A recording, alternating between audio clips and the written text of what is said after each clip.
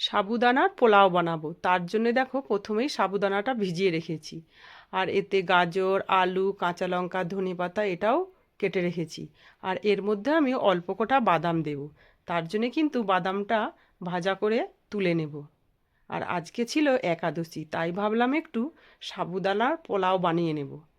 তো দেখো জিরেটাও কিন্তু তেলের মধ্যে দিয়ে দিয়েছি, জিরেটা ভাজা হয়ে গেছে। তো এর মধ্যে কেটে রাখা গাজরটা দিয়েও ভালো করে ভাজা করে নেব। আর এর মধ্যে আমি সেন্ধা নমক দেবো। আমি কিন্তু যে কোনো বার বা নিরামিষ দিনে এই সেন্ধা নমকটা দিয়েই রান্না করি।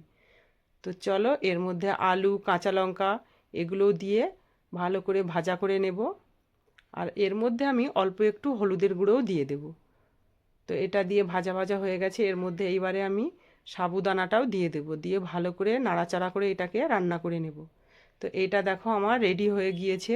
তো এর মধ্যে ওপর দিয়ে ধনেপাতা আর ভেজে রাখা বাদামটাও দিয়ে দেব, দিয়ে ভালো করে আরও একটু নাড়াচাড়া করে রান্না করে নেব। তো এই যে আমার সাবুদানার পোলাও কিন্তু রেডি হয়ে গিয়েছে। আর দেখতেও কিন্তু খুব সুন্দর হয়েছে।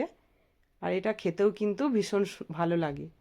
তো মেয়ে আর আমি দুজনেই কিন্তু এটা নিয়ে খেতে বসে গিয়েছি। তো মেয়ে বলছে খেতে তো ভীষণ ভালো হয়েছে। তো ভালো লাগলে একটা কমেন্ট করে